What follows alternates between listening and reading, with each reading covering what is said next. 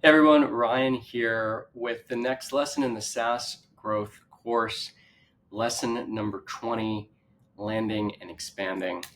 Let's jump in to this section. So in this lesson, we're going to be talking about is the topic of how to take your customer revenue and increase it through upsells and cross sells and upgrades. And we're also going to be talking a lot about the customer success team, as well as net revenue retention. So this brings us back to our funnel, where of course the first four steps in the marketing and sales funnel is attention, interest, desire, and action. Everything that happens before the purchase, that is the landing of the customer. And then everything that happens after the purchase is the expanding of the customer. And in the middle there is the purchase and onboarding phase. You can think of that in this diagram as prospect marketing, in the process of turning a stranger into a customer, and then customer marketing, which is the process of turning a customer into a lifetime evangelizer who continues to buy more and more and more. A lot of companies these days are offering deals to get customers in the door on their first product, and then they're going out and selling a second product or a third product, or many additional features or additional usage to increase that customer revenue over time. Now, one of the most important metrics in a SaaS company is net revenue retention. And you really want to target right around 100% or better. And let me explain why. So the formula for net revenue retention is essentially existing customer upgrades minus existing customer downgrades and churn. And expressing that as a percentage, you would take your starting MRR for the period. Let's say we're calculating this for a month. You take the starting MRR on the first day of the month, plus the new MRR from existing customer upgrades, not new customer upgrades, you leave that out, minus the MRR lost from existing customer downgrades, minus an existing customer churn, and then divide that by your starting MRR to express it as a percentage. Let's look at that as a diagram here. It's essentially expansion revenue minus contraction revenue of existing customers. Expansion revenue could include things like additional usage volume on a transactional basis, plan upgrades, additional users added, additional products sold, additional services sold. And contraction revenue could be usage decreases, plan downgrades, user count decreases, canceled accounts, or delinquent bill and churn. Now, just as a side note, it's up to you whether you want to include additional usage volume or usage volume decreases in this calculation or not. If you do, it will make it chunkier. And if you don't, then it'll smooth it out a little bit. If you have an element of your SaaS business that is making money on a per usage or per transaction basis, like if you're, say, sending out SMS credits or email where you make money for every 1,000 sent above and beyond a committed plan. So I would calculate your NRR in that case without the usage volume increases and decreases, as those can fluctuate a lot during a month and it's not really recurring revenue, or at least not guaranteed contracted recurring revenue. And then another version of your NRR with it in, so that you can see the full effect as it goes up and down over a month. So what does NRR, net revenue retention, not include? It does not include anything around new customer revenue. Any customer that joined during the period you're looking at, whether it's a month or a quarter or a year, it does not include that in the calculation because we're looking at retention. Here are some examples of bad, average, good, and great NRR. And this is average across all different segments, ranging from consumer, SMB, mid-market, and enterprise. We'll break it down by the segments in a couple slides. So a bad NRR would be on a monthly basis, 93, 94, 95%. That's not a great NRR. You're losing too much of your revenue to be able to build a sustainable organization, and you're going to have to spend a lot of money on sales and marketing in order to make up for losing 5% or 6% or 7% of your revenue on a monthly basis. So average would be losing about maybe 2% of your starting MRR on a net basis after adding any customer upgrades and subtracting any customer downgrades and customer churn. So that's the average at 98% monthly net MRR. net revenue retention. A good would be if you're, really actually 100% or anything higher than 100% is good. What that means is that all of your new customer upgrades will go straight into net MRR, which is what you want, straight into net revenue growth. And so in this case, the good would be, let's say you started with 100, you added 5K in upgrades, you lost 2K from downgrades, you lost 1K to churn. Well, you can do the math there. That's 105 minus 3, 102. That would be really good.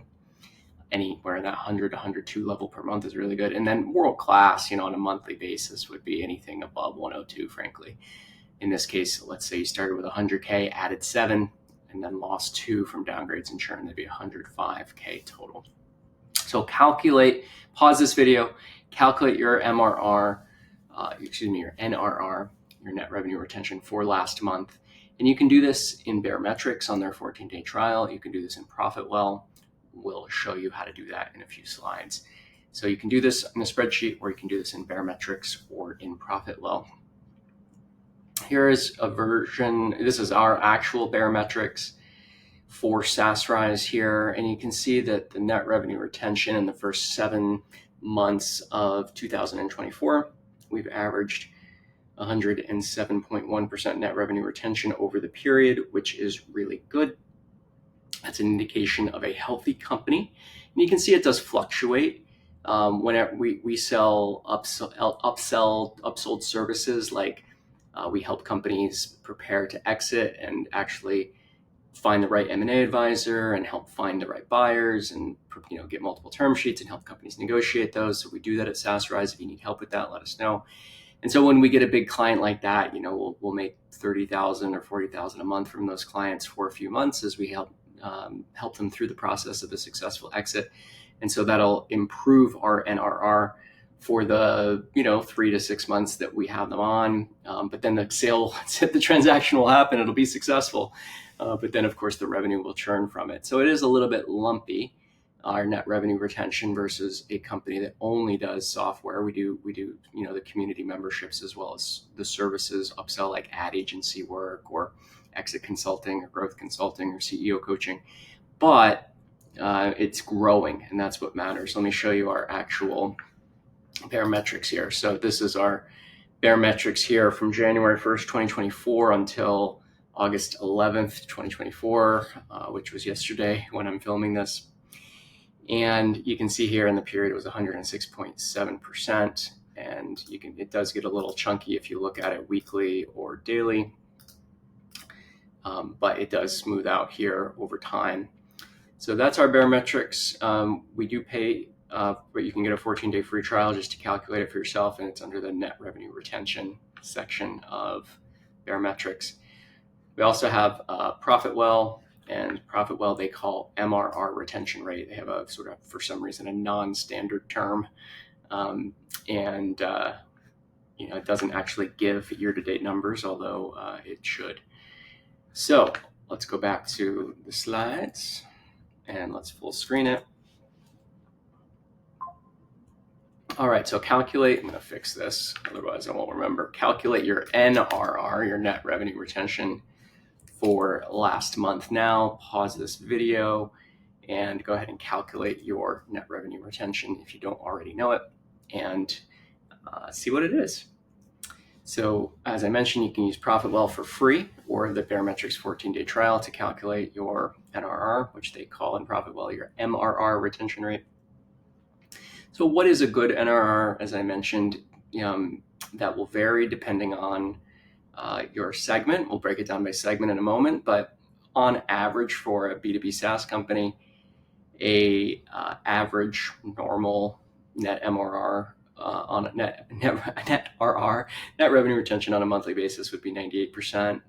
Good would be 100%, and great would be 102. Now annually, you got to multiply that by 12, so annually it'd be 76%. 100% still on your net MRR would be net revenue retention. That would be considered good, or I would actually consider that very good. That's sort of venture backable. And then fantastic, like world-class, best companies ever, 120% and up. So the goal, of course, is to fully offset your monthly MRR loss from any churns and downgrades by the increase in revenue from existing customers from upgrades, cross-sells, upsells, so that all of your new customer acquisition can go straight to net MRR growth, which is essentially net revenue growth on a monthly basis. Here are some benchmarks here. According to Bessemer's 2023 State of the Cloud report for venture-backable high-growth SaaS firms, 100% NRR is considered good. And again, that's for venture-backable high-growth SaaS firms, best in class. While 110% is considered better and 120% or greater is considered best. All right, so now let's break that down by segment, because you do tend to have better NRR if you are bigger, if you target bigger clients, because bigger clients churn less. They're harder to get, but they stay longer. Keep in mind, monthly churn for an SMB is often 3 or 4%. Monthly churn for mid-market is more like 2 to 3%. And monthly churn for an enterprise company can be 1 to 2%. So because there's less monthly churn, you have less money coming out the door on existing customer churn. And so your NRR can be higher, even with the same amount of, say, customer upgrades, for example. All right, so in the good SMB example, that would be 98% per month. In the good mid-market example, your NRR would be 100% per month. And in a good enterprise example, your NRR would be 102% per month.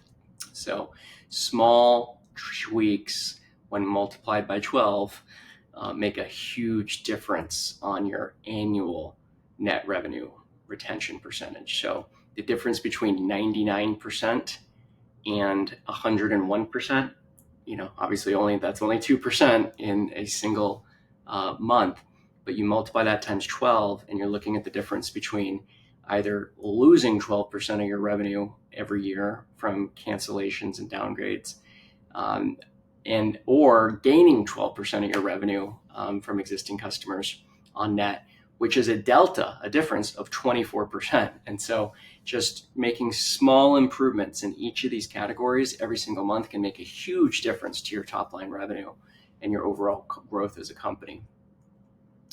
So a quote from Berkman Associates here on breaking it down by segment: SaaS companies selling to mid-market and enterprise customers often will have a higher NRR due to a land and expand sales motion, where they will make an initial sale to the customer, the land, just to get in the door, followed by an upsell or cross-sell over time, the expand, which is, of course, what we're talking about in this lesson.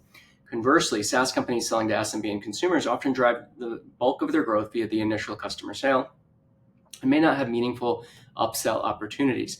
When you're selling to a consumer, you can't sell additional seats, for example. And for these types of companies, an NRR of 110% or even 100% may be considered best in class for SMB. We are working with a SMB-focused SaaS company as a client, and they have net MRR of net revenue retention of like 97%, and they're growing very quickly because they are growing the total number of new customers each month very quickly. So it is possible to still grow your revenue very quickly, even if you are an SMB company losing 3% on net per month. So what does NRR not include? Well, it doesn't include, as we said, anything related to new customer revenue. We're looking at just retention from the period. So what are the three key measures here? Because a lot of times SaaS companies, CEOs will get these metrics a little bit confused. So there's account retention, revenue retention, and net revenue retention. And the only number that it is mathematically possible for it to be over 100% is net revenue retention, because you add back the existing customer expansion revenue when you calculate it. So what's good? Well, account retention, or in other words, logo retention or customer retention, all mean the same thing. That's the percentage of accounts who stay during a month. Revenue retention is the percentage of revenue that stays during a month. And net revenue retention, we've obviously defined, it's the percentage of net revenue that stays during a month after adding back existing customer expansion revenue. You can see what's a good percentage here on the screen. The ideal structure for a $50 million ARR B2B sales org is something that we spoke about in the last lesson on sales team scaling. But let's zoom in here to the client success or the account management department. So these AMs, these account managers, are sometimes called client success managers, CSMs. You want to calculate NRR by rep. So every account manager, every CSM, those mean the same thing. They're used interchangeably in my language. they should each have their NRR calculated for their book of business on a quarterly basis. So you take the customers that were with them at the beginning, first day of the quarter, say July 1st, and then you look just for that customer vintage that was already with them at the beginning of the quarter. You look at the percentage of that revenue that's still there at the end of the quarter, adding in any upgrades, removing any downgrades and churn. And depending on your segment, you might have different targets depending on whether you're SMB or mid-market or enterprise. The enterprise, obviously, as you mentioned, will have a higher target than an SMB or consumer. But just on average, a quarterly NRR target would be 95% average, 98% good, 100% great, 105% fantastic. And you could even set how much bonus they make based on these targets. Maybe they get 50% of their bonus if it's 95%. Maybe they get 75% if it's 98%. Maybe they get 100% if it's 100%. And maybe even pay out 125% if it's 105%. So you should have accelerating bonuses here for getting over 100, because that really, really helps your company. It helps you raise capital and have successful exits if you want to. So let's move now, as the last few slides of this section, into pricing. So pricing drives revenue growth. Pricing drives expansion. You can really only expand your revenue by expand your existing revenue by selling your existing customers either more users, more features, or more usage. And you can also, there's another dimension, if you will, and that is other products. You can also sell them other products that might, or even other services that might benefit them. And that's where you could do M&A to buy other companies that you could upsell their products to your base, or simply create a managed services part of your business, which probably won't be valued in terms of a revenue multiple at the same level as your software business. It won't likely have as high of a gross margin, because you'll have some significant labor costs to deliver those services. But if it is profitable and you're still generating really nice 30, 40, 50% EBITDA on that revenue, it will ultimately drop to the bottom line and help you in your EBITDA multiple if you're profitable, which can create a lot of enterprise value. So don't be afraid to price your product and expand it based on usage, features, the amount of usage, as well as upsell additional features and services, and have an entire team just focused on getting your existing customers to pay more. That is, at the end of the day, you want your customers to win by benefiting, by getting business value, and then as they get that business value, then you benefit from additional revenue over time. How do you decide what the price should be? Well, there's 4 questions you want to ask. This looks like a complicated graphic on the left. Just don't even look at it for a minute. Focus on the right. So 4 questions. Number 1, at what price would you start to doubt quality? These are questions you'll ask your paying customers as well as your prospects. You might get different answers from them, so you can average them together. At what price would you start to doubt quality of the product? At what price would you think this product is a bargain? At what price does this get on the expensive side for you? And at what price is it in fact too expensive? And what you want to do is create what's called a range of acceptable price. And now you can look back at the graph now that you know the questions, and you want to go map out the intersection of or the midpoint between the point of marginal cheapness, which is at what price do you think this is a bargain, and the point of marginal expensiveness, at what price does this get on the expensive side for you? And you find the pricing in the middle, and that's about what you should charge. And of course, you want to test pricing. You want to certainly increase your price by about 5% a year just for the base product, let alone what added features or usage there should be. But beyond that, you need to be looking at how you can test the elasticity of price increases. So you should every so often just increase your price, let's say by 7% in a year. And then what you want to do is you want to look at directly following that price increase. Did you lose 3% of your customers, which is fine, because then you have a net positive 4% of extra revenue, which can be, in some cases, millions of dollars. Or did you lose, after you increased your price by 7%, did you lose 9%? And therefore you actually lost net revenue because too many people canceled because now it's too expensive. Well, if you start noticing that your marginal elasticity is net negative, well, then your price is too high and you have to pull it back, or at least not have price increases for a while. So that is how to think through pricing in your SaaS product. Pricing, of course, drives net revenue retention. In the next lesson, we're going to talk about team and operations. I can't wait. We got a lot to show you here, including recommended tech stack for SaaS firms. We'll leave that for the next lesson, but come back. Excited to have you here. Thanks for being part of SaaSRise. Thanks for being part of the SaaS Growth course. Share this course, share these slides, share these videos with your team. We want it to help you out. And if you have any questions, reach out to me on Slack or on WhatsApp. I'm available to support for anyone who is a SaaSRise member via those channels. And join us on our mastermind groups, which we have 5 every week, Tuesday, Wednesdays, Thursdays on Zoom, so that we can support each other in making these changes and landing and expanding successfully as we grow our SaaS companies. Lots of love and high fives from Austin, Texas. Take care, y'all.